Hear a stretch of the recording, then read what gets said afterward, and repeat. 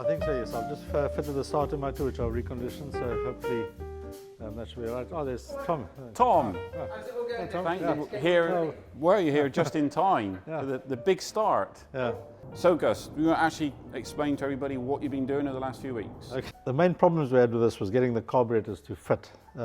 This rear carb wouldn't fit for two main reasons. The first is we've done a 5-speed Toyota gearbox conversion, Yeah. so that's altered the pitch of the engine. Second one was we also fitted electric steering to it, which has increased this steering shaft.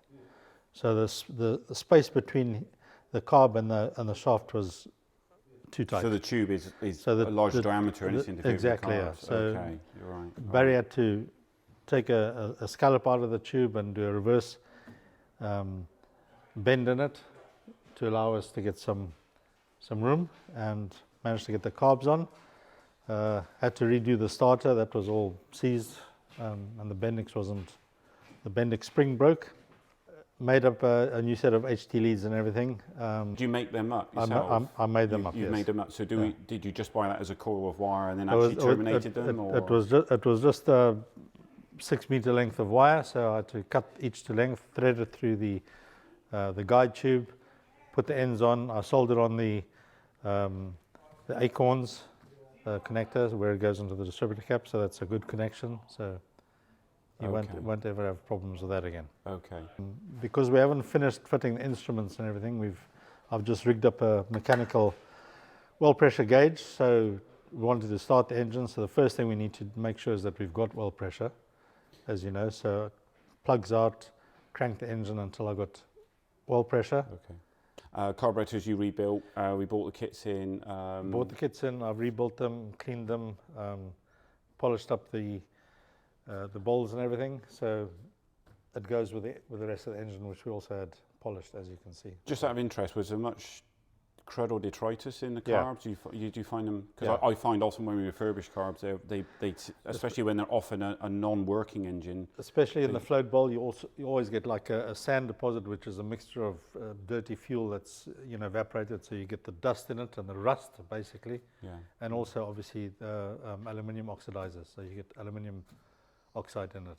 Okay. As well, and it makes a horrible mess inside. So And did you use the ultrasonic cleaner? I on use the them? ultrasonic cleaner with a proprietary carburetor cleaner solution Okay. that dissolves that and cleans it up. So Yeah, and that removes, because I find often with fuel, very old fuel, when fuel evaporates, it leaves a tar substance inside the carburetor. it does, yeah. That helps remove that. Helps, that. yeah.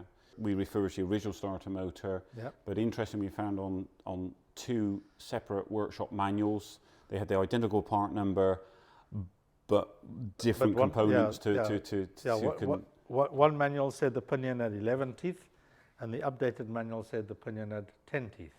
So which is the correct one? Doing a bit of research, the answer seems to be that originally it had 11 teeth on the pinion. Yeah. They may have changed to 10 teeth, but I don't know the reason for that. But Now you can buy a high torque uprated starter motor which comes with 9 teeth, and from what we're told that should mesh correctly. We've gone for the original starter motor, keep some of the originality there. So obviously quite important, it's a freshly built engine, so we want to achieve oil pressure, so we tend to crank with the plugs out. with the plugs out, yes. Yeah, and I see you've got an oil pressure gauge. Fitted a mechanical oil pressure gauge because obviously the gauge on the car is not plumbed in yet. And I find that more reliable because I know that gauge is right. So fill it with oil, crank it over, obviously not continuously, otherwise you put too much load on the starter motor. So you do it sort of 20-second bursts and then leave it half a minute. And hopefully, eventually you'll get oil pressure, which we did in this case. So Just out of interest, how much cranking did it take to achieve oil pressure? probably 3 or 4 minutes in total. Really? Yeah. Okay. Yeah, quite a long time. Yeah, because obviously when you build an engine, it's dry. Completely dry. Even though you prime the pump, you've got a lot of oil galleries that you need to fill up, Yeah. all that sort of thing. So it does take a fair amount. You've also got an oil filter that needs to fill up. So yeah. Looking forward to actually firing this up for the first time. Anything in particular you're looking for when you start an engine you could just let people know anything that concerns you when you first start a new build engine. Well, obviously, your main thing is oil pressure, and then misfiring. Make sure that it runs right with no noises, Yeah. no clattering or anything like that, because that's not good. So hopefully, it's a quiet engine. I have primed it. I've primed the carbs. I've connected the auxiliary enrichment device, which supplies additional fuel when it's cold. So hopefully it should time. I did a static timing on it, so I've got spark at the points. I set my timing to the 1 and 6 mark on the flywheel, made sure that the points were just firing, so it should be fine.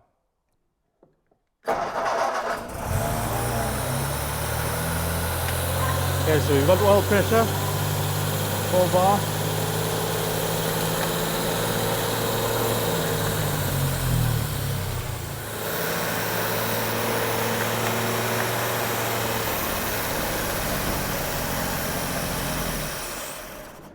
So Gus, that sounds nice and quiet actually. Yeah, The cams are really sounds good, quiet. yeah. Good compression. Yeah, that's very pleasing to hear. Yeah, I think we may have an issue with the fuel supply, but it sounds good. I've got good oil pressure.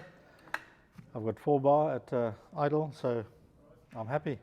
It's quite nice just to do an initial fire up before you go too far with installation, because if you find there's any major issues, you've got to pull everything apart. So you tend to do just an initial startup before you build the rest of the car. So we know it sounds good. We've got oil pressure, so now we can just concentrate on the rest of the things and add a few more bits and pieces that we know is not going to be in the way of the build. Okay, So, great. Good.